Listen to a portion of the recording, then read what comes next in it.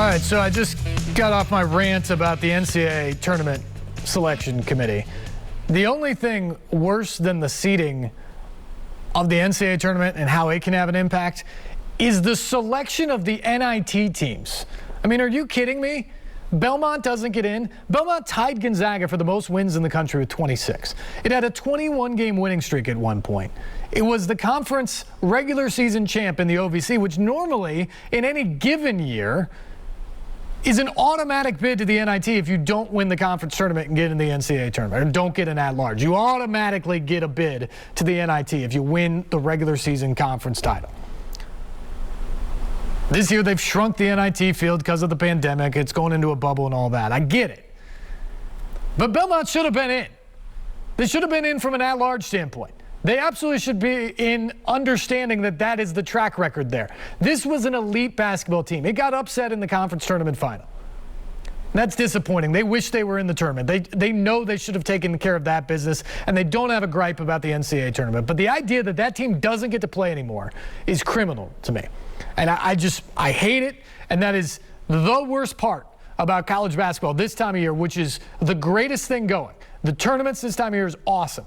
But when the best teams don't have the opportunity to play after everything that they've done, just because they're a mid-major, it just stinks. And I got a chance to catch up with Casey Alexander about the response from Belmont. Really the disappointment. They understand they can't do anything about it, but just the disappointment about the season being done. Sadly, all too predictable, yet seemingly sort of unjust the way last night played out.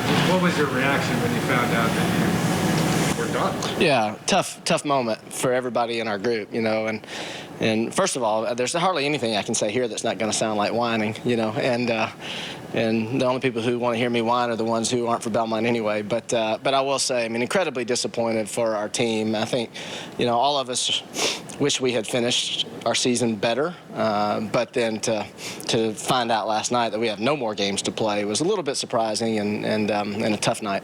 The idea that this team won 26 games, only Gonzaga has well, actually it's the same win total, but obviously 26 now.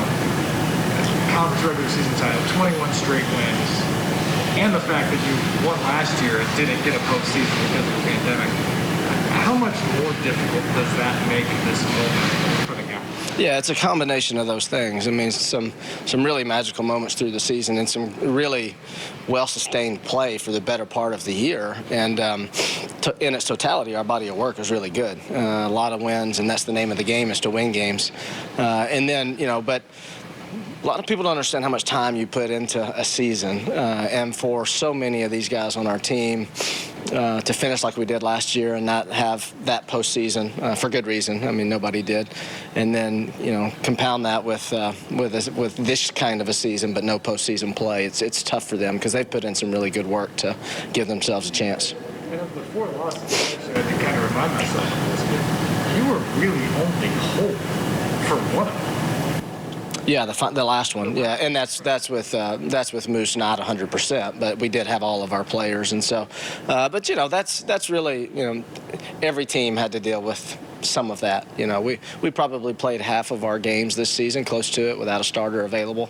Early on, it was COVID, then it was injuries like every other season, and so we had to navigate through some things too. But we were on the lucky end of things as far as disruptions and pauses to our seasons. Our guys we passed all our tests, we played all our games. Not many can say that. Life's pretty tough as a mid-major in general. You know going in that to get to the big dance, you likely have to win 2 or 3 games in March over a weekend to get in. But there's always been this kind of buffer that you have this incredible regular season, you win the conference championship, you get the automatic bid to the NIT locked up even if you don't finish the Magic to get to the big dance. That all changes this year because of the pandemic and the shortened field. Should that have happened? I mean, how fair is that to a team like you guys have had this season? Well, it's completely fair. I mean, the NIT is they make the decisions that are best for them and the NCAA in its totality, and we knew those cards before had been dealt before last night's selection show, for example. But at the same time, you know, we talk about it all year long, just control what we can control, and we felt like we had a good enough year to warrant postseason play, but we didn't get it. And you know, we could control that by how we finished in the last couple of weeks of the season, where we had.